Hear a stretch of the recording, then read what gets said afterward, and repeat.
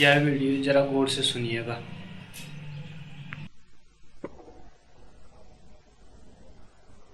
मैं विचार में हूं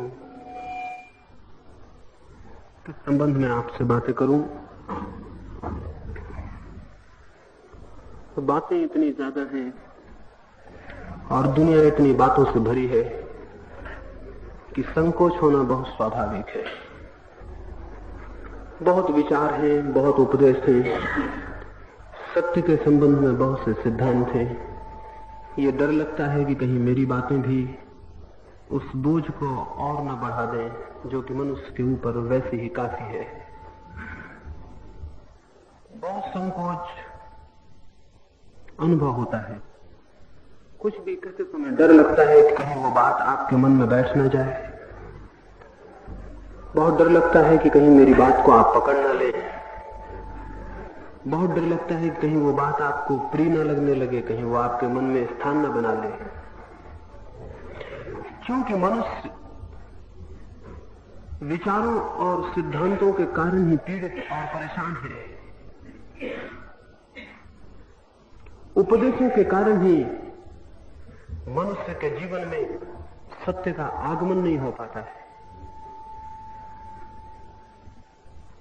दूसरों के द्वारा कही गई और दी गई बातें ही उस सत्य के बीच में बाधा बन जाती हैं जो हमारे पास है और निरंतर है। ज्ञान बाहर से उपलब्ध नहीं होता और जो भी बाहर से उपलब्ध हो जाए वो ज्ञान को रोकने में कारण बन जाता है। मैं भी बाहर हूं, मैं जो भी कहूंगा वो भी बाहर है। उसे ज्ञान मत समझ लेना, वो ज्ञान नहीं है, वो आपके लिए ज्ञान नहीं हो सकता। जो भी कोई दूसरा आपको देता हो वो आपके लिए ज्ञान नहीं हो सकता। हां, उससे एक खतरा हो सकता है कि वे बातें आपके अज्ञान को ढक दें, आपका अज्ञान आवृत हो जाए, छिप जाए और आपको ऐसा प्रतीत होने लगे कि मैंने कुछ जाना है। सत्य के संबंध में जान के ये भ्रम पैदा हो जाता है कि मैंने सत्य को जाना है। सत्य के संबंध में पढ़ के ये धारणा बन जाती है कि मैं सत्य को जान गया हूं। और जिनकी ऐसी धारणाएं बन जाती हैं वे ही सत्य को पाने में असमर्थ हो जाते हैं और पंगु हो जाते हैं। तो सबसे पहले ये कह दूं, बाहर से जो भी आता है कुछ भी ज्ञान नहीं हो सकता है। स्वाभाविक मुझसे पूछा जा सकता है फिर मैं क्यों बोलूं, मैं क्यों कहूं, मैं बाहर हूं और कुछ कहूंगा। मैं इतनी ही बात कहना चाहता हूं कि बाहर जो भी है उसे बाहर का समझें और ज्ञान ना समझें, वो चाहे मेरा हो चाहे किसी और का हो। ज्ञान प्रत्येक मनुष्य के भीतर उसका स्वरूप है। उस स्वरूप को जानने के लिए बाहर खोजने की कोई भी जरूरत नहीं है। बाहर से जो भी हम सीख लेंगे, यदि उस सत्य को जानना हो जो हमारे भीतर है तो उसे अनसीखा करना होगा, उसे अनलर्न करना होगा, उसे छोड़ देना होगा। सत्य जिन्हें जानना है उन्हें शास्त्र को छोड़ देना होता है। जो शास्त्र को पकड़ेंगे सत्य उन्हें उपलब्ध नहीं होगा। हम सारे लोग शास्त्र को पकड़े बैठे हैं। दुनिया में ये जो इतना उपद्रव है वो शास्त्र को पकड़ने के कारण है। ये जो हिंदू हैं, ये जो मुसलमान हैं, ये जो जैन हैं या ईसाई हैं या पारसी हैं, ये कौन है? इनको कौन लड़ा रहा है? इनको कौन एक दूसरे से अलग कर रहा है? शास्त्र अलग कर रहे हैं, शास्त्र लड़ा रहे हैं। सारी मनुष्यता खंडित है क्योंकि कुछ किताबें कुछ लोग पकड़े हुए हैं, कुछ दूसरी किताबें दूसरे लोग पकड़े हुए हैं। किताबें इतनी मूल्यवान हो गई हैं कि हम मनुष्य की हत्या कर सकते हैं और पिछले 3000 वर्षों में हमने लाखों लोगों की हत्या की है क्योंकि किताबें बहुत मूल्यवान हैं, क्योंकि किताबें बहुत पूज्य हैं। इसलिए मनुष्य के भीतर जो परमात्मा बैठा है उसका भी अपमान किया जा सकता है, उसकी भी हत्या की जा सकती है। क्योंकि शब्द और शास्त्र बहुत मान्य है, इसलिए मनुष्यता को इंकार किया जा सकता है, अस्वीकार किया जा सकता है। ये हुआ है, ये आज भी हो रहा है। मनुष्य मनुष्य के बीच जो दीवार है वो शास्त्रों की है। और क्या कभी ये ख्याल पैदा नहीं होता जो शास्त्र मनुष्य को मनुष्य से अलग करते हो वो मनुष्य को परमात्मा से कैसे जोड़ सकेंगे? जो मनुष्य को मनुष्य ही तोड़ देता हो वो मनुष्य को परमात्मा से जोड़ने की सीढ़ी कैसे बन सकता है? लेकिन हम सोचते हैं कि शायद वहां कुछ मिले। जरूर कुछ मिलता है, शब्द मिल जाते हैं, सत्य को दिए गए शब्द मिल जाते हैं और शब्द स्मरण हो जाते हैं। वे हमारी स्मृति में प्रविष्ट हो जाते हैं और स्मृति को हम ज्ञान समझ लेते हैं। स्मृति ज्ञान नहीं है, मेमोरी ज्ञान नहीं है। कुछ चीजें सीख लेना, स्मरण कर लेना ज्ञान नहीं है। ज्ञान का जन्म बहुत दूसरी बात है, स्मृति का प्रशिक्षण बहुत दूसरी बात है। स्मृति के प्रशिक्षण से कोई पंडित हो सकता है, लेकिन प्रज्ञा जागृत नहीं होती और ज्ञान तो सारे जीवन को क्रांति कर देता है। तो मैं आपको कोई उपदेश देने का किंचित भी पाप करने को तैयार नहीं हूं। जो भी उपदेश देते हैं हिंसा करते हैं और पाप करते हैं। मैं कोई उपदेश देने को नहीं हूं। मैं कुछ थोड़ी सी बातें आपसे कहने को हूं, इसलिए नहीं कि आप उन्हें मान लें, क्योंकि जो भी कहता है मान लो वो आपका दुश्मन है। जो भी कहता है श्रद्धा कर लो, जो भी कहता है विश्वास करो, वो घातक है। वो आपके जीवन को विकसित होने से रोकेगा। जो भी कहता है विश्वास करो, वो विवेक के जागने में बाधा बन जाएगा। और हमने बहुत दिन विश्वास किया है और विश्वास का ये परिणाम है जो हमारी दुनिया है। इससे रद्दी दुनिया और हो सकती है, इससे ज्यादा करप्टेड,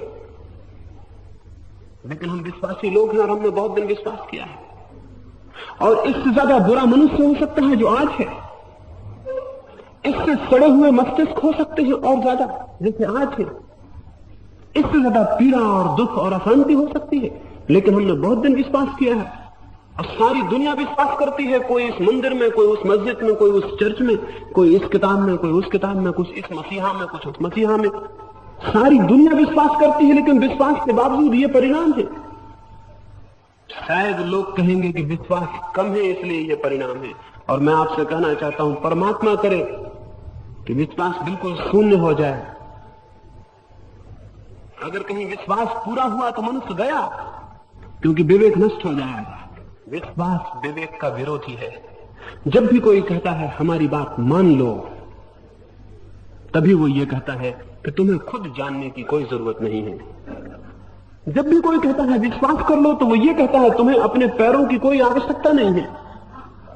जब भी कोई कहता है श्रद्धा करो, तब वो ये कहता है तुम्हें अपनी आंख की क्या जरूरत, हमारे पास आंख है। मैंने एक छोटी सी कहानी पढ़ी है। एक गांव में एक आदमी की आंखें चली गई। तो वो बूढ़ा था, वो बहुत बूढ़ा था, उसकी कोई 90 वर्ष उम्र थी। उसके घर के लोगों ने, उसके 8 लड़के थे, उन 8 ने उससे प्रार्थना की कि आंखों का इलाज करवा लिया जाए। चिकित्सक कहते हैं कि आंखें ठीक हो जाएंगी। उस बूढ़े आदमी ने कहा मुझे आंखों की क्या जरूरत, मेरे 8 लड़के हैं, उनकी 16 आंखें हैं, उनकी 8 पत्नियां हैं, उनकी 16 आंखें हैं, मेरे पास 32 आंखें हैं, मुझे आंख की क्या जरूरत है, मुझे कौन सी जरूरत है आंख की, मैं अंधा भी झेलूंगा। उन लड़कों ने बहुत प्रार्थना की, लेकिन वो बूढ़ा माना नहीं। उसने कहा मुझे आंख की जरूरत क्या है, मेरे घर में मेरी 32 आंखें हैं। दिन आखिर बीत गए। एक रात उस भवन में आग लगी, वे 32 आंखें बाहर हो गई, वो बूढ़ा भीतर रह गया। उस घर में आग लगी, वो बूढ़ा भीतर रह गया, 32 आंखें बाहर हो गई। और तब उसे याद आया कि अपनी ही आंख काम आती है, किसी और की आंख काम नहीं आती। अपना ही विवेक काम आता है, किसी दूसरे से मिले हुए विश्वास काम नहीं आते हैं। जीवन में चारों तरफ 24 घंटे आग लगी हुई है। हम 24 घंटे जीवन की आग में घिरे हुए हैं। वहां अपनी ही आंख काम आ सकती है, किसी और की नहीं, न महावीर की, न बुद्ध की, न कृष्ण की और न राम की। किसी की आंख किसी दूसरे के काम नहीं आ सकती। लेकिन धार्मिक पुरोहित, धर्म के व्यवसायी, धर्म के नाम पर शोषण करने वाले लोग, वे ये समझाते हैं विश्वास करो, विवेक की क्या जरूरत है, तुम्हें खुद विचार की क्या जरूरत है, विचार तो उपलब्ध है, दिव्य विचार उपलब्ध है, इन पे विश्वास करो। और हम उन विचारों पर विश्वास करते रहे हैं और निरंतर नीचे से नीचे चले गए हैं। हमारी चेतना निरंतर नीचे से नीचे चली गई है। विश्वास से कोई चेतना ऊपर नहीं उठती। विश्वास तो आत्महत्या है। इसलिए मैं नहीं कहता कि किसी बात पर विश्वास करें, मैं कहता हूं विश्वास से अपने को मुक्त कर ले। जिस व्यक्ति को भी सत्य को जीवन में अनुभव करना हो और जिस व्यक्ति को भी परमात्मा के निकट पहुंचना हो और जिस व्यक्ति को भी प्रभु के प्रकाश और प्रेम को अनुभव करना हो, वो स्मरण रखे, सब भांति के विश्वासों से स्वतंत्र हो जाना पहली शर्त है। स्वतंत्रता, चित्त की स्वतंत्रता, विवेक की स्वतंत्रता पहली शर्त है सत्य को जानने के लिए। और जिसका चित्त स्वतंत्र नहीं है, वो स्मरण रखे, वो और कुछ भी जान ले, सत्य को कभी नहीं जान सकेगा। सत्य के द्वार पर प्रवेश पाने के लिए चेतना का स्वतंत्र होना अत्यंत अनिवार्य है। विश्वास बांधते हैं, परतंत्र करते हैं। श्रद्धाएं बांधती हैं, परतंत्र करती हैं। शास्त्र और सिद्धांत बांधते हैं और परतंत्र करते हैं। कितनी आश्चर्य की बात है, एक घर में आप पैदा हो जाते हैं, संयोग से वो घर हिंदू का हो या मुसलमान का हो, और जन्म के साथ आपको विश्वास दे दिया जाता है। फिर जीवन भर आप कहेंगे मैं हिंदू हूं, मुसलमान हूं, ईसाई हूं, जैन हूं। कहीं जन्म के साथ कोई ज्ञान मिलता है? खून से ज्ञान का कोई संबंध है? पैदाइश से कोई धर्म का संबंध हो सकता है? अगर पैदाइश से दुनिया में लोग धार्मिक होते तो सारी दुनिया धार्मिक होनी चाहिए थी। ये दुनिया इतनी अधार्मिक है, इस बात का सबूत है कि जन्म के साथ धर्म का कोई संबंध नहीं हो सकता है। लेकिन हम सब जन्म से धार्मिक बने हुए हैं, और ये जन्म से बने हुए धार्मिक ही सारे उपद्रव का कारण है। दुनिया में इनके कारण ही धर्म का अवतरण नहीं हो पाता है। जन्म से कोई धार्मिक नहीं होता, जीवन से धार्मिक होता है। जन्म से किसी का कोई संबंध किसी विश्वास से होने का कोई कारण नहीं है। लेकिन इसके पहले कि हमारा विवेक जागृत हो, हमारा समाज, हमारा परिवार, हमारे माँ बाप, शिक्षक, उपदेशक हमें विश्वास पकड़ा देते हैं। इसके पहले कि विवेक मुक्त आकाश में विचरण करे, विश्वास की जंजीरें उसे जमीन पर रोक लेती हैं और बांध लेती हैं। फिर जीवन भर हम उसी विश्वास के घेरे में लड़खड़ाते रहते हैं। फिर हम कभी सोच नहीं पाते। जिस आदमी का कोई भी विश्वास है, जिसकी कोई बिलीफ है, वह आदमी कभी विचार नहीं कर सकता, क्योंकि हमेशा वो अपने विश्वास के बिंदु से देखना शुरू करता है। वो जो भी विचार करेगा वो पक्षपातग्रस्त होगा। वो जो भी विचार करेगा वो उसकी पूर्व धारणा में आबद्ध होगा। वो जो भी विचार करेगा वो हमेशा उधार और झूठा होगा, उसका निज का नहीं हो सकता है। और जो विचार अपना न हो, जो विवेक अपना न हो, वो असत्य है, उसकी कोई सच्चाई नहीं है, वो कोई वास्तविक आधार नहीं है जिस पर जीवन खड़ा किया जा सके। देश भर में लोगों से यही पूछ रहा हूं, आपके पास विश्वास तो बहुत है, कोई विचार भी है? वे कहेंगे बहुत विचार है। मैं पूछता हूं उसमें कोई आपका है, अपना है, या कि सब दूसरों के हैं? जो संपत्ति दूसरों की है उससे आपके जीवन को कौन सा त्राण मिलेगा? लेकिन हमारी सारी विचार की संपत्ति उधार है और पराई है और दूसरों की है। ये चित्त की पहली परतंत्रता है, और चित्त को सबसे पहले इस परतंत्रता से मुक्त होना ही चाहिए। मनुष्य का नया जन्म तभी संभव होता है जब उसकी चेतना उधार विचारों और पराई धारणाओं से मुक्त हो जाए। इसलिए स्वतंत्रता को मैं पहला तत्व कहता हूं। जो भी सत्य की खोज में जाना चाहते हैं, जिनके भीतर भी प्यास जगी है कि वे जाने कि जीवन का अर्थ क्या है, जिनके भीतर भी ये अभिप्सा सर की है कि वे समझें कि ये सब जो है विराट, ये जो चारों तरफ फैली हुई सत्ता है, इसका प्रयोजन क्या है। यदि वे चाहते हैं कि जाने कि क्या है अमृत और क्या है आनंद और क्या है परमात्मा, तो स्मरण रखें, पहली शर्त, पहली भूमिका होगी वे अपने चित्त को स्वतंत्रता की तरफ ले जाएं, चित्त को स्वतंत्र कर लें। अगर अंततः स्वतंत्रता चाहिए तो प्रथम चरण में ही स्वतंत्रता के आधार रख देने होंगे। लेकिन हम सारे बंधे हुए लोग हैं, हम सारे लोग किसी न किसी विश्वास से बंधे हुए हैं। और क्यों बंधे हुए हैं? इसलिए बंधे हुए हैं कि ज्ञान के लिए साहस और श्रम करना होता है, और विश्वास के लिए कोई साहस और कोई श्रम करने की जरूरत नहीं। विश्वास करने के लिए किसी तरह की तपस्या की, किसी तरह की साधना की कोई जरूरत नहीं है। किसी दूसरे पर विश्वास कर लेने के लिए आपके भीतर अत्यंत साहस की कमी, श्रम की कमी, तपश्चर्या की कमी, गहरा आलस्य और तामसिक वृत्ति हो तो विश्वास सहज हो जाता है।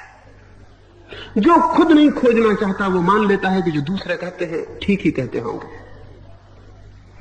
सत्य के प्रति जिसके मन में कोई श्रद्धा नहीं है वही सत्य के संबंध में प्रचलित सिद्धांतों में श्रद्धा कर लेता है। सत्य के प्रति जिसकी प्यास सच्ची नहीं है वही केवल दूसरों से दिए हुए विचारों पर विश्वास कर लेता है। अगर सत्य की अभीप्सा हो तो कोई किसी धर्म में, कोई किसी सिद्धांत में, कोई किसी संप्रदाय में आबद्ध नहीं होगा। खोजेगा, निज खोजेगा, अपने सारे प्राणों की शक्ति लगाकर खोजेगा, और जो उस भांति खोजता है वो निश्चित पा लेता है, और जो इस भांति विश्वास करता चला जाता है वो जीवन तो खो देता है, लेकिन जीवन सत्य उसे उपलब्ध नहीं होता है। जीवन सत्य की उपलब्धि श्रम मांगती है और तप मांगती है, लेकिन हम विश्वास कर लेते हैं। हम डरे हुए भयभीत लोग हैं। हम किसी के चरण पकड़ लेते हैं, हम किसी की बाह पकड़ लेना चाहते हैं और जीवन के समाधान को उपलब्ध हो जाना चाहते हैं। किसी गुरु की, किसी साधु की, किसी संत की छाया में हम भी तैर जाना चाहते हैं और तर जाना चाहते हैं। ये असंभव है, ये बिल्कुल ही असंभव है। इससे ज्यादा असंभव कोई दूसरी बात नहीं हो सकती। स्वतंत्रता चित्त की अनिवार्य शर्त है। कैसे हमारा चित्त स्वतंत्र हो, कैसे हम चित्त को स्वतंत्र करें और मुक्त करें। ये बंधा हुआ चित्त जो ढांचों में कैद है, इसे हम कैसे इन पिंजरों के बाहर ले जाएं, उस संबंध में ही चाहूंगा कि इन 3-4 चर्चाओं में विस्तार से आपसे बात कर सकूं, क्योंकि मनुष्य के सामने सबसे बड़ी समस्या उसकी चित्त की मुक्ति और स्वतंत्रता की है। प्रश्न परमात्मा का नहीं है, प्रश्न चित्त की स्वतंत्रता का है। मेरे पास लोग आते हैं, वो पूछते हैं ईश्वर है? तो मैं उनसे कहता हूं ईश्वर की फिक्र छोड़ दो, मुझे ये बताओ कि तुम्हारा चित्त स्वतंत्र है? कोई मुझसे पूछे आकाश है, कोई मुझसे पूछे सूरज है, तो उस समय क्या कहूंगा? उस समय कहूंगा तुम्हारी आंखें खुली हैं। सूर्य तो है, लेकिन सूर्य के होने के लिए आंखों का खुला होना चाहिए। परमात्मा तो है, लेकिन परमात्मा को होने के लिए चित्त का खुला होना चाहिए। बंधे हुए चित्त और बंद आंखें उसे कैसे देख सकेंगी? जो विश्वास में ग्रस्त है उसकी आंखें बंद हैं और चित्त बंधा हुआ है। जिसने कोई भी मान्यता बना ली है, कोई भी कंसेप्शन बना लिया है, कोई भी धारणा बना ली है, जिसने जानने के पहले कोई मान्यता बना ली है, उस आदमी का चित्त बंद हो गया। उसने अपने द्वार बंद कर लिए और अब वो पूछता है कि परमात्मा है, सत्य है? निश्चित ही बंद मन के लिए न सत्य है न परमात्मा है। ये असली प्रश्न, असली सवाल, असली समस्या ईश्वर के होने न होने की नहीं है, न आत्मा के होने और न होने की है, न सत्य के होने और न होने की है। असली समस्या है वो चित्त आपके पास है जो जान सके। उस चित्त के बिना कोई मार्ग जीवन की उपलब्धि का, जीवन की सार्थकता को जानने का न है, न कभी था और न कभी हो सकता है। केवल वे ही जान सकते हैं जिनका विवेक परिपूर्ण रूप से मुक्त होकर जानने में समर्थ है। कैसे हम अपने चित्त को मुक्ति की ओर ले जाएं, कैसे उसके द्वार खोलें, कैसे उसकी खिड़कियां खुलें और उनमें प्रकाश आ सके, कैसे हमारी आंख खुले और हम देख सकें जो है। जब भी हम कुछ मान लेते हैं तो हमारी आंख पर एक पर्दा पड़ जाता है और हम उसे देख नहीं पाते जो है, बल्कि उसे देखने लगते हैं जिसे हम मानते हैं।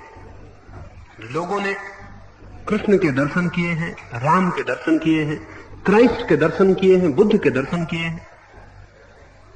ये दर्शन हो सकते हैं अगर हम किसी बात को मान ले, विश्वास कर ले, आग्रह पूर्वक चित्त में उसे ग्रहण कर ले और फिर निरंतर उसका स्मरण करें और निरंतर उसका विचार करें और अपने को आत्म सम्मोहित कर लें। उपवास से और तप से, निरंतर चिंतन और मनन से, निरंतर विचार और विश्वास से अगर हम अपने को पूरा का पूरा ग्रसित कर लें तो हमें दर्शन हो सकते हैं। और वे दर्शन सत्य के नहीं होंगे, वे हमारी ही कल्पना के दर्शन होंगे, वे हमारे ही विचार के दर्शन होंगे, वे हमारी मान्यता का ही प्रोजेक्शन, प्रक्षेप होगा, वो हमारा ही स्वप्न होगा जो हमने पैदा किया है। इसलिए दुनिया में अलग अलग धर्मों के लोग अलग अलग ढंग से दर्शन कर लेते हैं, वे दर्शन वास्तविक नहीं। वास्तविक दर्शन के लिए तो जरूरी है परमात्मा जैसा है उसे जानने के लिए, सत्य जैसा है उसे जानने के लिए तो जरूरी है हम अपनी सारी कल्पनाओं को और धारणाओं को छोड़ दें, हमारी सारी कल्पनाएं शून्य हो जाएं, हमारे सारे विचार विलीन हो जाएं, हमारे अपने भीतर कोई मान्यता ना हो और फिर हम देख सकें। मान्यता शून्य जो दर्शन है वो तो सत्य का दर्शन है, मान्यता के आधार पर जो दर्शन है वो अपनी ही कल्पना का प्रक्षेप है, अपनी ही कल्पना का दर्शन है। इस तरह का दर्शन धार्मिक दर्शन नहीं है, इस तरह का दर्शन एक मानसिक कल्पना और स्वप्न का दर्शन है। ये अनुभूति वास्तविक नहीं है, ये अनुभूति तैयार की हुई, बनाई गई, अपने ही मन से सृष्ट है, हमने ही उसे निर्मित किया है। और दुनिया में बहुत लोगों ने इस भांति परमात्मा के दर्शन किए हैं, वे परमात्मा के दर्शन नहीं है, क्योंकि परमात्मा का कोई रूप नहीं है और उसका कोई आकार नहीं है और सत्य की कोई मूर्ति नहीं है और सत्य के कोई गुण नहीं है। उस सत्य को जो समस्त में व्याप्त है जानने के लिए मुझे परिपूर्ण रूप से शांत और शून्य हो जाना जरूरी है। अगर मेरा चित्त बिल्कुल निर्विकल्प हो, शांत और सरल हो, अगर मेरे चित्त में कोई विचार न बहते हो, कोई कल्पनाएं न उठती हो, अगर मेरा चित्त बिल्कुल ही मौन हो, तो उस मौन में मैं किसे जानूंगा? उस मौन में भी कुछ जाना जाता है, उस शून्य में भी किसी से संबंध और संपर्क हो जाता है, उस शांति में भी कहीं किसी अलौकिक सत्ता से संबंध स्थापित हो जाता है। वही संबंध, वही संपर्क, वही समझ, वही बोध, वही प्रतीति परमात्मा की और सत्य की प्रतीति है। उस तक जाने के लिए जरूरी है, जैसा मैंने कहा, पहला चरण जरूरी है कि चित्त स्वतंत्र हो जाए, विश्वास से मुक्त हो जाए, संप्रदाय और सिद्धांत की धूल झाड़ दी जाए, अलग कर दी जाए। कितने ग्रसित हम हैं और कितने भरे हुए हम हैं, कितना ज्यादा विचार का, सिद्धांत का, शास्त्र का हमारे ऊपर भार है, हम उससे दबे जा रहे हैं। कोई 5000 साल से मनुष्य चिंतन करता है, 5000 साल का चिंतन का भार एक एक छोटे छोटे आदमी के सिर पर है।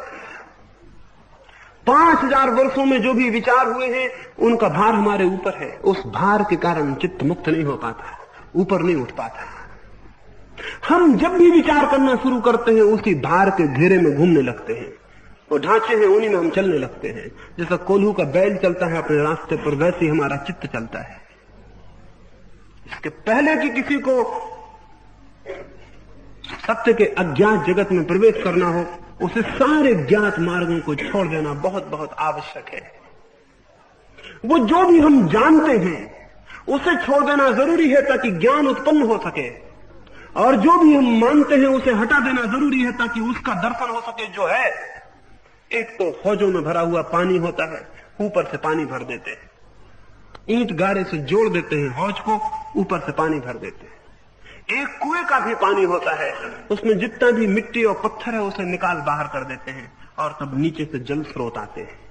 हौज का पानी थोड़े ही दिन में गंदा हो जाएगा, वो भरा हुआ है, और जिसके जल स्रोत है कुएं के, उसका पानी गंदा नहीं होगा।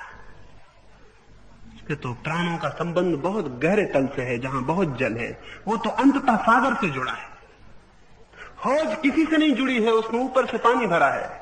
कुआं तो अंततः सागर से जुड़ा है, उसमें ऊपर से कुछ नहीं भरा गया है। दो तरह के ज्ञान भी होते हैं, एक तो हौज का ज्ञान होता है जो ऊपर से भर दिया जाता है, वो बहुत जल्दी सड़ जाता है। इसलिए दुनिया में पंडित के मस्तिष्क से सड़ा हुआ मस्तिष्क और कोई मस्तिष्क नहीं होता। वो सोच विचार करने में असमर्थ ही होता है, उसकी स्थिति अत्यंत पंगु क्रिपल्ड होती है, उसका सब भरा हुआ रहता है, वो उसी को दोहराता है, वो मशीन की भांति होता है। इसलिए पंडित की बातें बिल्कुल यंत्र की भांति चलती हैं। उससे कुछ भी पूछिए, सब पहले से तैयार है, प्रश्न बाद में है, समाधान पहले है, उत्तर उसे मालूम है, उत्तर ऊपर से भर दिए गए हैं। अब तो पश्चिम में, हमारे मुल्क में भी जल्दी आ जाएंगी, वो मशीनें तैयार हो गई हैं, जिनसे आप प्रश्न पूछिए वो उत्तर दे देंगे। पंडितों की दुनिया में अब जरूरत नहीं रह जाएगी, क्योंकि मशीनें होंगी जिनमें प्रश्न पहले से भरे हुए हैं, उत्तर भरे हुए हैं। आप प्रश्न लगा दीजिए, 5वां प्रश्न, वो उत्तर दे देंगे, मशीन भीतर से उत्तर दे देगी कि ये उत्तर है। अब पंडित की दुनिया में कोई जरूरत नहीं है, क्योंकि मशीनें उसका काम कर देंगी और ज्यादा कुशलता से कर देंगी। और मशीनों में एक भी सुविधा होगी, वो किसी को लड़ाएंगी नहीं, झगड़ा नहीं खड़ा करवाएंगी, एक पंडित के खिलाफ दूसरे पंडित को खड़ा नहीं करेंगी, विवाद नहीं करेंगी, सिर्फ उत्तर देंगी। ये ऊपर से भरा हुआ जो ज्ञान है घातक है। ये मस्तिष्क को मुक्त नहीं करता है, मस्तिष्क को बांध देता है और खंडित कर देता है, उसकी क्षमता उड़ने की तोड़ देता है, उसके पंख नष्ट कर देता है। एक दूसरा ज्ञान है जो भीतर से आता है, कुएं की जल की तरह आता है। निश्चित ही दोनों की प्रक्रिया बिल्कुल अलग और विरोधी है। कुएं में मिट्टी को, पत्थर को बाहर निकालना पड़ता है, और हौज में मिट्टी और पत्थर को जोड़ना पड़ता है। एक में पानी आता है, एक में पानी डालना पड़ता है। क्या आप ज्ञान को हौज की तरह इकट्ठा कर रहे हैं? अगर इकट्ठा कर रहे हैं तो सावधान हो जाएं। आप अपने ही हाथ से अपने मस्तिष्क को नष्ट कर रहे हैं। वो मस्तिष्क जो कि परमात्मा तक उड़ सकता है, आप उसको जमीन से बांध रहे हैं। बाहर से ज्ञान न इकट्ठा करें, भीतर से ज्ञान को आने दें। भीतर से ज्ञान के आने देने के लिए जरूरी है कि ईंट पत्थर जो इकट्ठे कर लिए हैं वो अलग कर दिए जाएं। जितना ज्ञान हमने इकट्ठा कर लिया है उसे हम हटा दें, सरल हो जाएं। अगर ज्ञान को हम हटा दें और सरल हो जाएं तो कुछ आपके भीतर से नई ऊर्जा का जन्म आपको अनुभव होगा, कोई चीज पैदा होनी शुरू हो जाएगी। और जगत में संपत्ति को छोड़ना आसान है, विचार को छोड़ना कठिन। निश्चित ही आप पूछेंगे कैसे अलग कर दें? विचार को छोड़ना बहुत कठिन है। एक आदमी साधु हो जाता है, संपत्ति छोड़ देता है, घर छोड़ देता है, मित्र परिजन छोड़ देता है, पत्नी बच्चे छोड़ देता है, लेकिन जिन विचारों को उसने ग्रस्त रहते हुए पकड़ा था उनको नहीं छोड़ता, उनको पकड़े रहता है। अगर वो जैन था तो वो कहता मैं जैन साधु हूं, अगर वो मुसलमान था तो वो कहता मैं मुसलमान साधु हूं, अगर वो ईसाई था तो वो कहता मैं ईसाई साधु हूं। जिन विचारों को उसने पकड़ा था उनको पकड़े रहता है और सब छोड़ देता है। और गृहस्थी बाहर है, विचार की गृहस्थी भीतर है और कठिन है छोड़नी। जो उसको छोड़ देता है वो सत्य को जानने में समर्थ होता है। घर में छोड़ने से कोई कभी किसी सत्य को नहीं जान सकता, क्योंकि सत्य में घर की दीवार बाधा नहीं है। मैं इस घर में बैठा हूं कि दूसरे घर में बैठा हूं, ये दीवारें घर की कोई बाधा नहीं है सत्य को जानने में। मैं किन के साथ बैठा हूं ये भी कोई बाधा नहीं है, मैं कहां हूं ये भी कोई बाधा नहीं है। सत्य को जानने में एक ही चीज बाधा है कि भीतर जो विचार की दीवार खड़ी हो जाती है वही और वही केवल बाधा है। इसलिए निश्चित उसका विसर्जन कठिन है। और जब मैं कहता हूं कि विचार को छोड़ दें तो प्रश्न उठा उसे कैसे छोड़ेंगे, कैसे विचार जाएगा? वो तो निरंतर हमारे भीतर है। जो हमने सीख लिया उसे हम कैसे भूल सकते हैं? जरूर जो सीखा गया है उसे भूलने का रास्ता होता है, और जो इकट्ठा किया गया है उसे बांट देने का रास्ता होता है, और जो भर लिया गया है उसे खोल देने का रास्ता होता है। असल में जो भी भीतर लाया गया है उसे बाहर वापस पहुंचाने का वही रास्ता है जिस रास्ते से वो भीतर लाया गया है। रास्ता हमेशा वही होता है। मैं जिन सीढ़ियों से चढ़ के ऊपर आया हूं उन्हीं सीढ़ियों से वापस चला जाऊंगा, और जिस रास्ते से आप तक आया हूं उसी रास्ते से वापस लौट जाऊंगा। रास्ता हमेशा वही होता है। आने और जाने में रास्ते का फर्क नहीं पड़ता, केवल दिशा का फर्क पड़ता है, मुंह के बदल लेने का फर्क पड़ता है। जिन जिन रास्तों से हमने विचार को इकट्ठा किया है उनके विपरीत मुंह कर लेने से विचारों को विसर्जित भी किया जा सकता है। किन किन रास्तों से हमने विचार को इकट्ठा किया है? विचार को इकट्ठा करने में सबसे महत्वपूर्ण, सबसे गहरा जो तल है वो है ममत्व का, वो इस भाव का कि वे मेरे हैं। लगता है विचार मेरे हैं। कोई विचार आपका है, अगर मैं विवाद करने लगूं तो आप कहेंगे मेरा विचार ठीक है। थोड़ा विचार करिए, आपका कोई विचार है? या कि सब विचार बाहर से आए हैं। व्यर्थ ही हम कहते हैं कि मेरा विचार। जो लोग कहने लगते हैं मेरी कोई पत्नी नहीं, मेरा कोई बच्चा नहीं, मेरा कोई मकान नहीं, वे भी कहते हैं मेरा धर्म, वे भी कहते हैं मेरा विचार, मेरा दर्शन। उनको भी वो विचार के तल पर जो ममत्व का भाव है, मेरे होने का भाव है, नहीं जाता। और जिनका उस तल पर ममत्व का भाव नहीं गया है, उनका किसी तल पर ममत्व का भाव नहीं जाएगा। वो चाहे कितना ही कहें कि मेरी पत्नी नहीं है ये, लेकिन बहुत गहरे में उनका ये भाव रहेगा कि मेरी पत्नी है। स्वामी रामतीर्थ अमेरिका से वापस लौटे, सारे यूरोप में, सारी अमेरिका में उन्होंने बड़ी तत्व दर्शन की चर्चा की, उनका बड़ा प्रभाव हुआ, लाखों करोड़ों लोगों ने पूजा और माना। फिर वो भारत वापस लौट आए। फिर वो कुछ दिन तक हिमालय में थे। उनकी पत्नी उनसे मिलने गई तो स्वामी राम ने मिलने से इंकार कर दिया। उन्होंने कहा मैं नहीं मिलूंगा। तो उनके पास सरदार पूर्ण सिंह नाम के एक व्यक्ति रहते थे। वो बहुत हैरान हुए। उन्होंने कहा कि मैंने आपको कभी किसी स्त्री को इंकार करते नहीं देखा। यूरोप में, अमेरिका में हजारों स्त्रियां आपसे मिली और आपने कभी किसी को इंकार नहीं किया। इस स्त्री को इंकार क्यों करते हैं? क्या किसी तल पर अब भी इसे अपनी पत्नी नहीं मान रहे? छोड़कर चले गए थे उसे, लेकिन अपनी पत्नी से मिलने को इंकार कर रहे हैं। जरूर किसी तल पर वो मान रहे हैं कि वो पत्नी उनकी, अन्यथा और स्त्रियां आती हैं, उन्हें मिलने से इंकार कभी उन्होंने किया नहीं।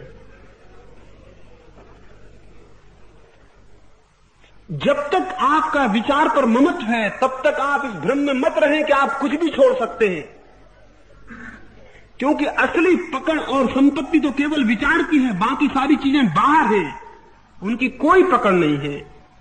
पकड़ तो सिर्फ विचार की है। तो वो जो विचार का घेरा है, वो जो विचार की संपत्ति है, जिससे आपको लगता है कि मैं कुछ जानता हूं, विचार नहीं है, क्या उसमें कुछ भी आपका है? एक बहुत बड़ा साधु था,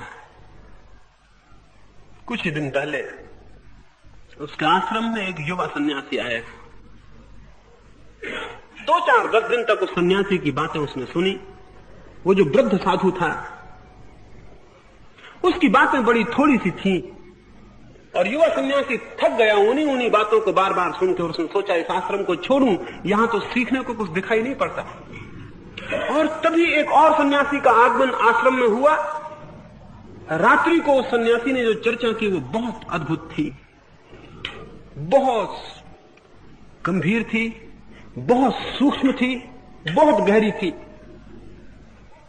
ये युवा सन्यासी उसकी बातें सुना, उस आगंतुक सन्यासी की, अतिथि की, और इसको लगा कि गुरु हो तो ऐसा हो जिसके पास ऐसा ज्ञान है, इतना गंभीर और गहरा। और एक ये वृद्ध सन्यासी है जिसके आश्रम में मैं रुका हूं आके, इसको तो थोड़ी सी बातें आती हैं और कुछ आता नहीं। फिर उसे यह भी लगा कि ये वृद्ध सन्यासी इस युवा सन्यासी की बातें सुन के मन में कैसा दुखी नहीं होता होगा, कैसी इसे नहीं अपमान अनुभव होता होगा। ये तो कुछ भी नहीं जानता, जीवन इसने व्यर्थ गंवा दिया है। उस नए आए साधु ने अपनी बात पूरी की और गौरव से सबकी तरफ देखा कि उन पर क्या प्रभाव पड़ा। उसने वृद्ध साधु की तरफ भी देखा। वो वृद्ध साधु बोला कि मैं 2 घंटे से बहुत स्मृति पूर्वक सुन रहा हूं, लेकिन मैं देखता हूं कि तुम तो बोलते ही नहीं। सन्यासी ने कहा आप पागल तो नहीं है? मैं 2 घंटे से मैं ही बोल रहा हूं और तो सब लोग चुप हैं, और आप कहते हैं कि 2 घंटे से आप सुन रहे हैं और मैं बोलता नहीं। उस साधु ने कहा निश्चित ही मैंने बहुत गौर से सुना, तुम कुछ भी नहीं बोले, जो भी तुम बोले सब दूसरों का है, कोई विचार तुम्हारी अपनी अनुभूति से नहीं है। और इसलिए मैं कहता हूं कि तुम नहीं बोले, दूसरे तुम्हारे भीतर से बोले, लेकिन तुम नहीं बोले। विचार की मुक्ति के लिए और विचार की स्वतंत्रता के लिए और विवेक के जागरण के लिए पहली बात, पहला बोध, विचार कोई भी मेरा नहीं, कोई भी विचार मेरा नहीं है। वो जो मेरे का संबंध है विचार से, उसे देख लें, वो आपका सच नहीं है, वो झूठ है। कोई विचार मेरा नहीं। वो जो तादात्म्य है विचार से, उसे तोड़ दे। हम हर विचार से अपना तादात्म्य कर लेते हैं। हम कहते हैं जैन धर्म मेरा, हिंदू धर्म मेरा, राम मेरे, कृष्ण मेरे, क्राइस्ट मेरे। हम तादात्म्य कर लेते हैं, हम अपने मैं से उनको जोड़ लेते हैं। बड़ा आश्चर्य है, कोई विचार आपका नहीं है, कोई धर्म आपका नहीं है। ये स्मरण पूर्वक अगर प्रज्ञा में प्रतिष्ठित हो जाए ये बोध, कोई विचार मेरा नहीं है। आप सारे विचारों को फैला के देख लें, वे कहीं से आए होंगे। जैसे वृक्ष पर आते हैं पक्षी और संध्या बसेरा करते हैं, ऐसे ही विचार मन में आते और निवास करते हैं। आप केवल एक धर्मशाला की तरह हैं जहां लोग ठहरते हैं और चले जाते हैं। एक सराय का मुझे स्मरण आता है, एक छोटी सी सराय थी, वहां कुछ लोग आ रहे थे संध्या को ठहरने को, कुछ लोग जिनका काम पूरा हो गया वो संध्या को विदा हो रहे थे। और एक फकीर उस सराय के बाहर बैठा था और हंस रहा था। एक नया नया आदमी भीतर सराय में आ रहा था। उसने उस फकीर से पूछा, हंसते क्यों हो? उसने कहा, इस सराय को देख के मुझे अपने मन का ख्याल आ गया, इसलिए हंसी आ गई। ऐसे ही कुछ विचार आते हैं और कुछ चले जाते हैं, और मन केवल सराय है, और कोई भी विचार उसका अपना नहीं है। मन केवल सराय है, वहां ठहरते हैं विचार और चले जाते हैं। जरा अपने मन को गौर से देखें तो पता चलेगा, कल जो विचार थे वे आज नहीं है, परसों जो विचार थे वे आज नहीं है, साल भर पहले जो विचार थे वे आज नहीं है, 10 साल पहले जो विचार थे वे आज नहीं है, 20 साल पहले जो विचार थे उनका कोई पता नहीं। इन पिछले अगर आप 50 साल जिए हैं या 40 साल या 30 साल या 20 साल, तो लौट कर देखें 20 साल में कौन से विचार आपके रहे हैं। विचार आए हैं और गए हैं, और आप केवल सराय हैं, ठहरने की जगह। और फिर भूल से समझ लेते हैं कि मेरे हैं। जैसे ही समझ लेते हैं कि मेरे हैं, वैसे ही विचार को पकड़ मिल जाती है और दीवार बननी शुरू हो जाती है। पहला स्मरण चित्त की स्वतंत्रता के लिए जरूरी है, जाने कि कोई विचार आपका नहीं। अगर कोई विचार आपका नहीं है और विचार आते हैं और चले जाते हैं, तो आप कौन हैं फिर? आप क्या हैं वहां? आप निश्चित ही साक्षी से ज्यादा नहीं हैं, आप निश्चित ही देखने वाले से ज्यादा नहीं। आप वहां केवल एक दर्शक हैं। लेकिन हम तो नाटक में भी तादात्म्य कर लेते हैं, हम तो फिल्म में भी तादात्म्य कर लेते हैं। वहां फिल्म चलती हो और कोई दुखद चित्र आता हो तो हमारे आंसू बहने लगते हैं। और ये छोटे मोटे आदमी की बात नहीं है। बंगाल में एक बहुत बड़े विचारक हुए ईश्वर चंद्र विद्यासागर, तो विद्या के सागर समझे जाते थे। एक छोटा सा नाटक हो रहा था कलकत्ते में, उस नाटक को वो देखने गए। उस नाटक में एक पात्र था जो एक महिला पर अनाचार करता है, अत्याचार करता है।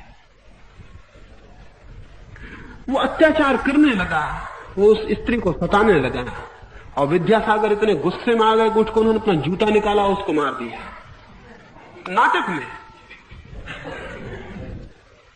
और वो विद्या के सागर समझे जाते थे, उन्होंने जूता मार दिया उठ के उसे। वो जो अभिनेता था उनसे ज्यादा समझदार रहा होगा, उसने जूते को लिया, नमस्कार किया, और उसने कहा कि मैं सफल हो गया, इतने बड़े आदमी ने भी धोखा खा गया। उसने कहा ये मेरा पुरस्कार जीवन का हुआ, इससे बड़ा पुरस्कार मुझे कभी नहीं मिला। यानी मेरे अभिनय की कुशलता सफल हो गई।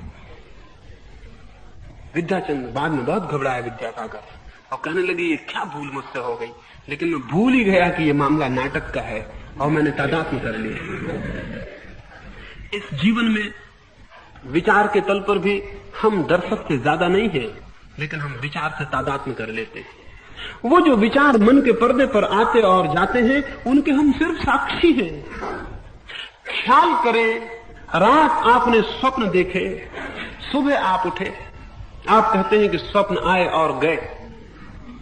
फिर आपने दिन देखा, आप बच्चे थे, आपने बचपन देखा, फिर युवा हुए, फिर बूढ़े हुए। जरा ख्याल करें कि आपके भीतर कौन सा तत्व सात्विक पूरे वक्त मौजूद है, सतत मौजूद है, सिवाय देखने वाले के और कोई मौजूद नहीं। बाकी सब आता है और चला जाता है। बचपन आता है, चला जाता है, जवानी आती है, चली जाती है, बुढ़ापा आता है, चला जाता है, जन्म होता है, मृत्यु हो जाती है, सुख आते हैं, दुख आते हैं, धूप आती है, छाया आती है, सम्मान आता है, अपमान आता है। लेकिन ये सारी चीजें आती हैं और जाती हैं। पूरे जीवन में कौन सा तत्व है जो न आता है और न जाता है? वो सिर्फ देखने वाले के सिवा और कोई दूसरा तत्व नहीं। वो जो इन सबको देखता है, वो जो देखता है कि धूप आई, जो देखता है कि धूप गई, जो देखता है कि युवा हुआ, जो देखता है कि बूढ़ा हो गया, जो देखता है एक विचार आया और जो देखता है दूसरा विचार गया, एक देखने वाले सूत्र के सिवाय आपके भीतर बाकी सब आता है और जाता है। बाकी कोई तत्व टिकता नहीं है।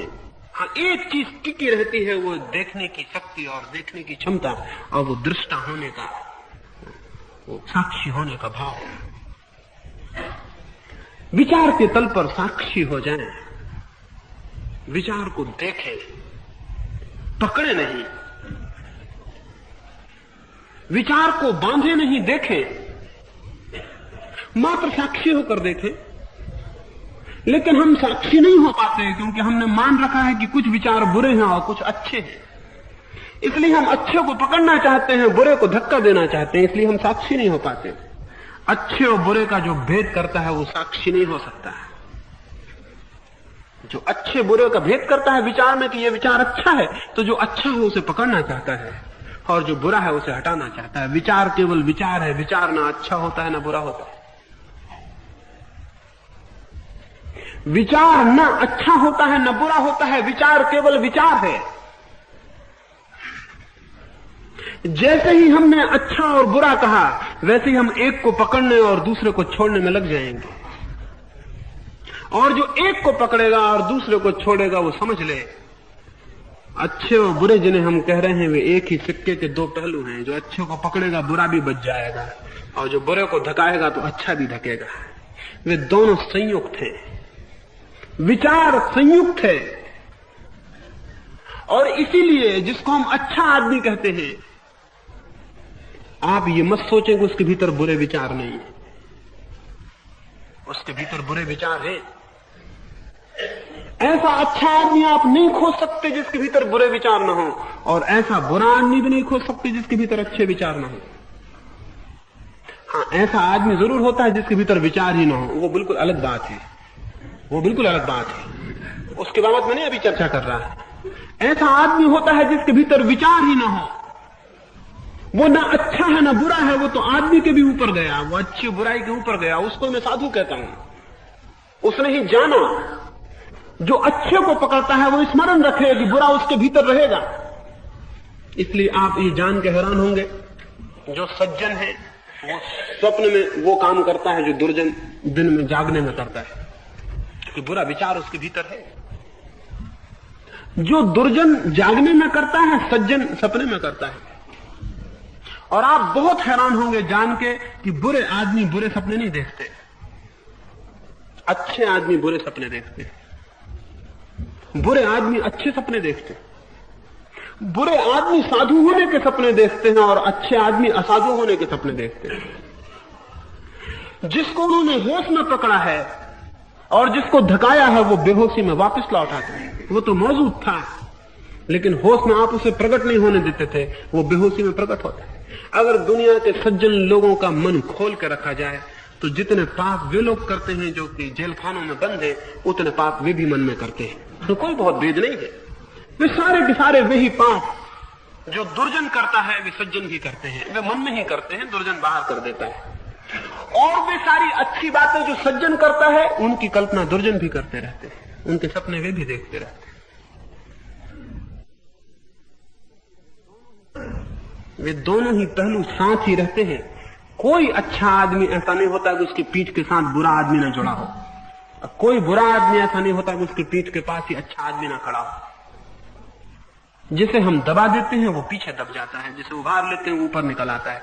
जैसे सिक्के का चेहरा हम ऊपर कर लें तो पीठ नीचे चली जाती है, और पीठ ऊपर कर लें तो सिक्का का चेहरा नीचे चला जाता है। वैसे अच्छा और बुरा एक ही विचार के दो पहलू हैं। जिसको साक्षी होना है और जिसे सत्य को जानना है, उसे समस्त विचार को मात्र विचार समझना होगा, न कोई अच्छा है न कोई बुरा है। क्योंकि जैसे ही हमने ये तय किया कि कुछ अच्छा है और कुछ बुरा है, वैसे ही हम एक को पकड़ने में दूसरे को हटाने में लग जाएंगे और साक्षी नहीं रह सकेंगे। साक्षी होने के लिए जरूरत है कि हम निष्पक्ष हो, हमारी कोई धारणा ना हो, हमारी कोई कामना ना हो, हमारी कोई कल्पना ना हो, हम कुछ आरोपित ना करना चाहते हो, विचार जैसे हैं हम उनको वैसे ही देखने को राजी हो। और यह आश्चर्यजनक तत्व है कि अगर आप विचार के मात्र साक्षी हो जाएं, निर्णय ना लें, अच्छा बुरा ना सोचें, कंडेमनेशन ना करें, किसी विचार की निंदा और किसी की प्रशंसा ना करें, तो आप बहुत हैरान हो जाएंगे। इस भांति जो साक्षी की मात्र चुप मौन देखता रह गया है, वो धीरे धीरे पाता है कि विचार विलीन हो गए, विचार शून्य हो गए। उसके चित्त के द्वार पर विचार आने बंद हो जाते हैं, जो उनके प्रति समस्त राग के संबंध छोड़ देता है। समस्त राग के संबंध से अर्थ है उनके प्रति प्रेम भी छोड़ देता है और उनके प्रति घृणा भी छोड़ देता है। वे दोनों ही राग के संबंध हैं। और जिसको हम प्रेम करते हैं वो भी हमारे द्वार आता है, और जिसको हम घृणा करते हैं वो भी हमारे द्वार आता है। मित्र भी हमको घेरे रहते हैं और शत्रु भी हमको घेरे रहते हैं। एक बार मित्र चाहे ना भी घेरे, लेकिन शत्रु जरूर घेरे रहते हैं। वे हमारे चित्त में घूमते ही रहते हैं। अगर कोई आदमी समझ ले कि धन बुरा है, इसका विचार बुरा है, तो वो पाएगा कि 24 घंटे धन का विचार ही उसको घेरे हुए है। अगर कोई आदमी समझ ले कि भोजन बुरा है और करना ठीक नहीं है, तो उसका विचार, भोजन का विचार ही उसे घेरे रहेगा। कोई आदमी समझ ले कि सेक्स पाप है, काम पाप है, और उससे लड़ने लगे, तो वो पाएगा कि 24 घंटे उसका चित्त उसी विचार से घिरा हुआ है। जिस विचार से आप लड़ते हैं वही विचार आपका आमंत्रण स्वीकार कर लेता है। जिससे आप लड़ते हैं वही आने लगता है। मन का नियम है, जिससे लड़ेंगे वही आमंत्रित हो गया। जिसको आपने धक्का दिया वह आपके धक्का देने के कारण ही आना शुरू हो जाएगा। इसलिए विचार को न तो लड़ना है, न विचार को स्वीकार करना है, न उसे पकड़ना है, न धक्के देना है। विचार को मात्र देखना है। बड़े साहस की जरूरत है, क्योंकि बुरा विचार भी आएगा और मन होगा कि धक्का दे दे, और अच्छा विचार आएगा और मन होगा कि पकड़ ले। इस मन की ये जो पकड़ने और धक्का देने की वृत्ति है, इस पर थोड़ा सा बोधपूर्वक, विचारपूर्वक, स्मृतिपूर्वक अगर कोई ध्यान करेगा, तो ये वृत्ति धीरे धीरे शिथिल हो जाती है और आप विचार को देखने में समर्थ हो जाते हैं। जो व्यक्ति विचार को देखने में समर्थ हो जाता है, वो व्यक्ति विचार से मुक्त होने में समर्थ हो जाता है।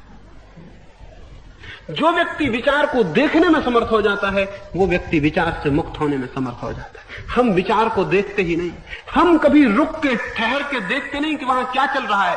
आपने शायद ही कभी देखा हो कि आधा घंटे बैठ के आपने देखा हो कि क्या आपके भीतर चल रहा है। वो चल रहा है और आप भी चले जा रहे हैं। वो चल रहा है और आप भी काम किए जा रहे हैं। वो चल रहा है, आप खाना खा रहे हैं। वो चल रहा है, आप दुकान जा रहे हैं। वो चल रहा है, आप लिख रहे हैं, बोल रहे हैं। वो चल रहा है, मैं बोल रहा हूं, आप सुन रहे हैं। वो भीतर आपके चले जा रहा है। वो अलग ही चलता जा रहा है। धीरे धीरे आपने उसकी फिक्र ही छोड़ दी कि भीतर क्या चल रहा है, आप अपना किए चले जा रहे हैं। इसलिए आप करीब करीब सोए हुए आदमी हैं। भीतर मन कुछ और कर रहा है, आप कुछ और किए चले जा रहे हैं। आप अनुपस्थित आदमी हैं। आप अपने प्रति उपस्थित नहीं हैं। आप अपने प्रति जागे हुए नहीं हैं। महावीर से किसी ने एक दिन पूछा, साधु कौन है? तो महावीर ने कहा, असुत्ता मुनि, जो सोया हुआ नहीं है वो साधु है। पूछा, असाधु कौन है? उन्होंने कहा, सुत्ता अमुनि, जो सोया है वो असाधु। बहुत अद्भुत सूत्र है। जो सोया है, हम सारे लोग सोए हुए हैं। हम भीतर क्या चल रहा है उसके प्रति बिल्कुल सोए हुए हैं, और वो भीतर ही हमारा असली होना है। हम उसके प्रति सोए हुए हैं। बाहर क्या चल रहा है, बाहर क्या हो रहा है, उसके प्रति जागे हुए। जो बाहर चल रहा है उसके प्रति जागे हैं, जो भीतर चल रहा है उसके प्रति सोए हैं। यही जीवन का दुख और यही जीवन का अज्ञान है, और यही जीवन का स्वतंत्रता और यही उसका बंधन है। उसके प्रति जागना होगा जो भीतर चल रहा है। तो वो विचार की समस्त धारा के प्रति जो जागेगा, देखेगा, समझेगा, साक्षी होगा, वो एक बड़े अद्भुत अनुभव से गुजरता है। उसे अनुभव में आना शुरू होता है। जिन जिन विचारों का वो विराग शून्य साक्षी हो जाता है, वे विचार आने बंद हो जाते हैं। जिस जिस विचार को वो देखने में समर्थ हो जाता है, वो विचार आने में असमर्थ हो जाता है। और एक घड़ी आती है कि विचार नहीं रह जाते, और तब जो शेष रह जाता है उसका नाम विवेक है। एक घड़ी आती है कि कोई विचार नहीं होता और आप होते हैं। तब जो आपके भीतर जाग गया है वो मुक्त विवेक है। वो स्वतंत्र हुआ विवेक है। यही स्वतंत्र विवेक सत्य को जानने में समर्थ होता है। परतंत्र विवेक सत्य को जानने में असमर्थ होता है। स्वतंत्रता पहली भूमिका है। ये स्वतंत्रता साधनी ही होगी। इसे साधे बिना कभी कोई सत्य के संबंध में कोई गति नहीं होगी। कितने ही शास्त्र पढ़ें, कितना ही समझें, कितने ही सिद्धांत याद कर लें, शब्द ही याद हो जाएंगे और कुछ भी नहीं होगा। और शब्द मस्तिष्क को भर लेंगे। और बहुत शब्द किसी ज्ञान का लक्षण नहीं है। शब्द तो पागल में भी बहुत होते हैं, आपसे ज्यादा होते हैं, लेकिन शब्द कोई ज्ञान का लक्षण नहीं है। और ये भी आप निश्चित समझें, बहुत शब्द बढ़ जाएं तो आप भी पागल हो सकते हैं। पागल में और सामान्य हम में कोई बहुत भेद नहीं है। हम में शब्द थोड़े अभी कम है, उसमें थोड़े और ज्यादा हो गए। हर आदमी पागलपन के किनारे पे खड़ा रहता है। जरा सा धक्का और पागल हो सकता है। शब्द अगर और जोर से घूमने लगे तो वो पागल हो जाए। अभी मनोवैज्ञानिक ये कहते हैं कि हर 3 आदमी में एक आदमी तो करीब करीब पागल होने की हालत में। हर 3 आदमी में, यहां जितने लोग हैं उनमें से 1/3 तो पागल होने की हालत में है। और आप ये मत सोचना कि आपका पड़ोसी इस हालत में, क्योंकि ये इस बात का लक्षण है कि आप गड़बड़ है। अगर आपको ये ख्याल आ जाए कि मेरा पड़ोसी गड़बड़ हालत में है तो आप समझना कि आप गड़बड़ हालत में हैं। क्योंकि ये पागल कभी ये नहीं समझ पाता कि वो पागल है। वो हमेशा समझता है कि दूसरे पागल है। यानी पागल का एक अनिवार्य लक्षण ये है कि हमेशा ये समझता है कि दूसरे लोग पागल है। पागल को आप समझा नहीं सकते कि वो पागल है, क्योंकि अगर इतना ही वो समझ जाए तो सबूत हो गया कि वो पागल नहीं है।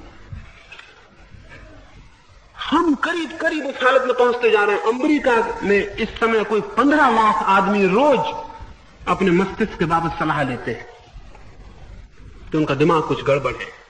ये तो सरकारी आंकड़े हैं उनके।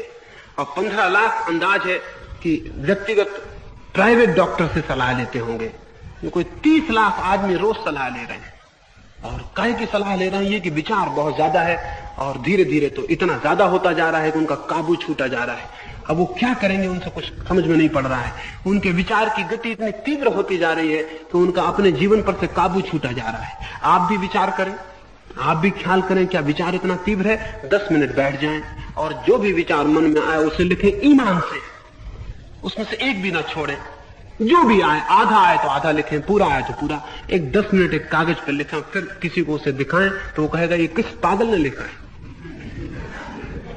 किसी को भी दिखा दें, फिर वो आपसे कहेगा ये किस पागल ने लिखा। असल में आपको खुद ही समझ में आएगा कि ये किस पागल ने लिखा है। जो आपके भीतर चल रहा है अगर 10 मिनट उघाड़ के देखा जा सके तो आप खुद ही घबरा जाएंगे कि मैं कैसा पागल हूं, ये क्या चल रहा है, ये क्या मेरे भीतर हो रहा है। लेकिन हमने कभी रुक के देखते नहीं कि वहां क्या भीतर हो रहा है। और हम समझते हैं हम बहुत विचारशील हैं। सभी पागल ऐसा समझते हैं। और इसलिए आपको यह पता हो कि जो विचारक अति विचार में पहुंच जाते हैं वो पागल हो जाते हैं। अभी यूरोप में पिछले 50 सालों में जो बड़े बड़े विचारक थे वो करीब करीब सभी पागल हुए। कोई साल भर पागल खाने में था, कोई 2 साल पागल खाने में था। मुझे तो ऐसा लगने लगा कि अब जो और दूसरे विचारक पागल नहीं हुए वो जरूर कुछ थोड़े कम विचारक होंगे। एक वक्त आ जाएगा कि जो विचारक पागल खाने होकर ना आया हो हम समझेंगे कुछ छोटी कोटि का विचारक है। ठीक भी है। विचार की अंतिम परिणति पागलपन है, विक्षिप्तता है, मैडनेस है। इसलिए महावीर को, बुद्ध को मैं विचारक नहीं कहता हूं। वे विचारक नहीं है, वे ज्ञानी है। ज्ञानी और विचारक में जमीन आसमान का फर्क है। वे जानते हैं, वे विचार नहीं करते। और जो नहीं जानता वही केवल विचार करता है। अभी मैं यहां बैठा हूं, सभा खत्म होगी, हम सब उठेंगे और दरवाजों से निकल जाएंगे। कोई विचार नहीं करेगा कि दरवाजा कहां है, क्योंकि दरवाजा हमें दिखाई पड़ रहा है। एक अंधा आदमी यहां बैठा हो, जैसी सभा खत्म होगी वो सोचेगा कहां से जाऊं, कहां दरवाजा है, कहां दीवार है, वो विचार करेगा। जो देख सकता है वो विचार नहीं करता, जो नहीं देख सकता वो विचार करता है। विचार अज्ञान का लक्षण है, ज्ञान का लक्षण नहीं है। तो जितने ज्यादा विचार आप करते हैं समझें कि उतना गहन अज्ञान है। ज्ञान उत्पन्न हो तो विचार क्षीण हो जाएगा, शून्य हो जाएगा। मैंने कहा कि विचार को देखें और उसको क्षीण होने दें, शून्य होने दें। सजग होने से विचार शून्य होता है, साक्षी होने से विचार शून्य होता है। और जब विचार शून्य हो जाता है तो विवेक मुक्त होता है। फिर वो विवेक शास्त्र को नहीं, सिद्धांत को नहीं, सत्य को जानने में उसकी गति हो जाती है। स्वतंत्र विवेक छोड़ देता है किनारा और अनंत सागर में प्रवेश करता है। एक छोटी सी कहानी और अपनी चर्चा को मैं पूरा करूंगा। एक रात कुछ मित्र मौज में थे और उन्होंने कहीं जाके खूब शराब पी और फिर वे सोचे कि चांद पूरा है, रात बहुत सुंदर और रम्य, हम चलें और चल के झील में यात्रा करें। वो गए और उन्होंने एक नाव पर बैठे और यात्रा शुरू की। उन्होंने पतवारें उठाई और पतवारें चलाई और वे रात के बहुत आखिरी पहर तक नाव चलाते रहे। फिर सुबह की ठंडी हवाएं आने लगी और चांद डूबने को होने लगा। ठंडी हवाओं ने उनके नशे को उखाड़ दिया। उनमें से कुछ लोग ताजे हुए और उन्होंने कहा हम बहुत दूर निकल आए, अब वापस लौटे, क्योंकि घर पहुंचते पहुंचते दोपहर हो जाएगी। इतने दूर निकल आए हैं किनारे से। सोचा कि चल के नीचे देखें कि हम कितने दूर आ गए हैं। वे नीचे गए और वे हैरान हो गए। वे कहीं भी नहीं गए थे, नाव वहीं खड़ी थी, क्योंकि वे जंजीर खोलना भूल गए थे। वो जंजीर वहीं बंधी थी, वो नाव की जंजीर वहीं बंधी थी। उन्होंने पतवार बहुत चलाई लेकिन वे कहीं पहुंच नहीं सके और वे बहुत हैरान हुए। उन्होंने कहा हम व्यर्थ रात भर परेशान हुए और बड़ा सोचते रहे कि बड़ी यात्रा हो रही, हम तो वहीं के वहीं खड़े हैं। जिसका विचार विवेक में मुक्त होना चाहता है उसे विश्वास के किनारे से जंजीर को खोल लेना होगा, और जिसका विश्वास से कहीं जंजीर बंधी है वो स्मरण रखे सत्य के जगत में उसकी कोई यात्रा नहीं हो सकती, वो कहीं नहीं पहुंचेगा। अंतिम जीवन वो पाएगा जहां से शुरू किया था। माँ बाप ने जो विश्वास दे दिए थे वो वहीं खड़ा हुआ है। यात्रा व्यर्थ गई, पतवार चलाना व्यर्थ हुआ, श्रम व्यर्थ गया। माँ बाप ने जो विचार दे दिए थे और समाज ने जो विचार दे दिए थे उन्हीं विश्वासों पर वो खड़ा है मरते वक्त। ऐसे आदमी का जीवन दुर्भाग्य है, उसकी यात्रा व्यर्थ हो गई।